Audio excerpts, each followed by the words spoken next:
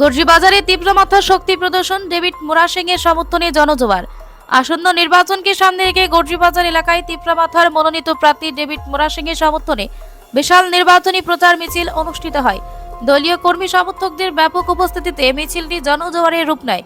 মিছিলটি গর্জিবাজারে বিভিন্ন জনপদ পরিক্রমা করে এলাকা জুড়ে নির্বাচনী পরিবেশকে আরও সরগরম করে তোলে। পরে মিছিলটি একটি পথসভায় গিয়ে মিলিত হয়, যেখানে দলীয় নেতৃবৃন্দ কর্মীরা উপস্থিত জনগণের উদ্দেশ্যে বক্তব্য রাখেন। নির্বাচনী এই প্রচার কর্মসূচিকে ঘিরে কর্মী সমর্থকদের মধ্যে জয়ের প্রত্যাশা ও উৎসাহ লক্ষ্য করা যায়। পরবর্তী সময় আলোচনা করতে গিয়ে প্রার্থী ডেভিড মোরাসিং জানান, নির্বাচনে কোনো ধরনের ভোট কারচুপি বা অনিয়মের চেষ্টা হলে দলীয় কর্মীরা সাংগঠনিকভাবে তার মোকাবিলা করতে প্রস্তুত রয়েছেন। তিনি আরও বলেন, প্রতিটি গ্রামে গ্রামে সংগঠনকে শক্তিশালী করে জনগণের সমর্থন নিয়ে জয় নিশ্চিত করাই এখন মূল লক্ষ্য। এই প্রচার সবার মধ্য দিয়ে কর্মী সমর্থকদের সজাগ সচেতন এর পাশাপাশি ঐক্যবদ্ধভাবে কাজ করার আহ্বান জানান তিনি। কিন্তু কিশোর বর্মন না কি জানি বর্মন এত মিথ্যা কথা কই করে শিক্ষামন্ত্রী সেরা তাইনেরা আর কোনো কাম কামলা নাই। আমাদের মুখে যে জনগণ গোবর মারছে, আমাদের শরম লাগে না গোবর মারার পরেও?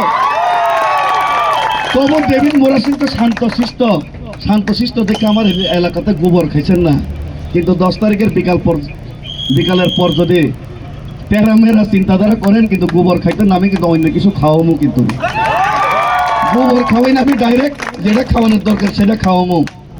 সুতরাং